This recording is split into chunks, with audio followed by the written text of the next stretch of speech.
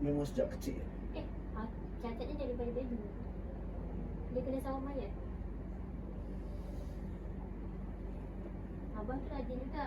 Dia kira tandai lah nak buat dia macam mana. Dia ni jalan umur 6 tahun.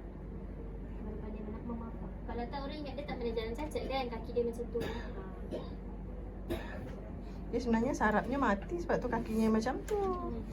Kalau tak dia tak gitu.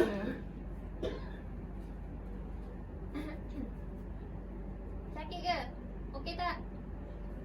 Nanti tunggu dulu.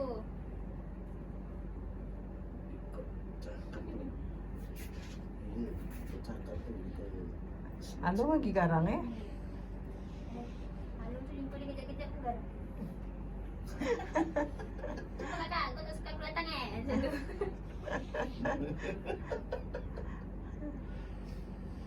Tapi dia ni memang manja sikit dengan kita.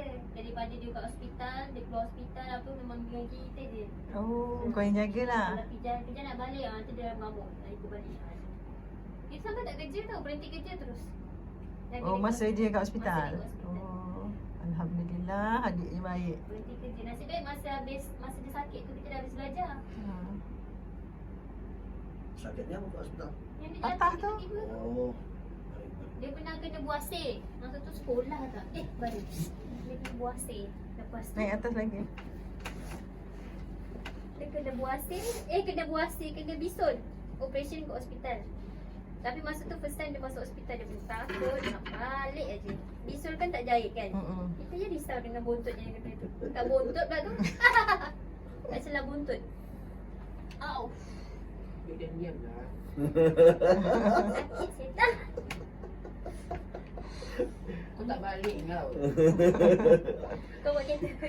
Ganti kau pula yang kena marah. Kau tak tengok abang kau lagi teruk tau. Habis suami kau tak Itu penakut. Dia dah tengok abang ipar dia gitu, terus dia terus tak tak nak. nak. Oh. Aduh. Jap.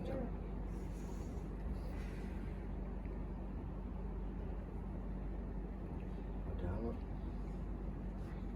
Tapi kalau ke rumah, stop. Kalau ke rumah tuh tengok TV paham ya? Kartun faham kot. Giring sana.